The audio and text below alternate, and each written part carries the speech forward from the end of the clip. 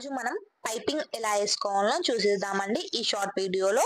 And ఇది వచ్చేసి మనకు లైనింగ్ అండ్ ఒరిజినల్ కట్. మనం ఇక్కడ ఒరిజినల్ ని పక్కన పెట్టేస్తున్నాము అండ్ లైనింగ్ తీసుకొని ఇక్కడ ఆల్రెడీ నేను పైపింగ్ అనేది ప్రిపేర్ చేసుకున్నాను. సో దట్ ఈ లైనింగ్ కి పైపింగ్ అనేది నేను అటాచ్ చేస్తాను. ఇక్కడ క్లాత్ చూసినట్టయితే ఎలా పెట్టాను అనేది మీకు అర్థమవుతుంది. మొత్తం నెక్కుకి ఫుల్ గా స్టిచ్ చేసేసుకోండి టోటల్ గా. అండ్ నెక్స్ట్ దీన్ని నీట్ గా ఇలా స్టిచ్ చేసి వేసుకున్న తర్వాత దీన్ని మొత్తం ఒకసారి చూపిస్తాను. ఇలా వచ్చింది. ఇలా వచ్చిన తర్వాత దీన్ని మనం ఎలా ఒరిజినల్ కి జాయిన్ చేసుకోవాలి అని అంటే, ఇలా క్లాత్ మెయిన్ క్లాత్ పైన మనం కుట్టిన దాన్ని ఆపోజిట్ లో పెట్టి ఇలా కుట్టాలి. ఇలా మొత్తం నెక్ అనేది నీట్ గా అడ్జస్ట్ చేసుకుంటా కుట్టేయండి. లేదు అంటే మీకు క్లాత్ అనేది కుచ్చు కుచ్చు వస్తుంది. సో దట్ మీరు నిదానంగా చిన్నగా కుట్టేసేయండి.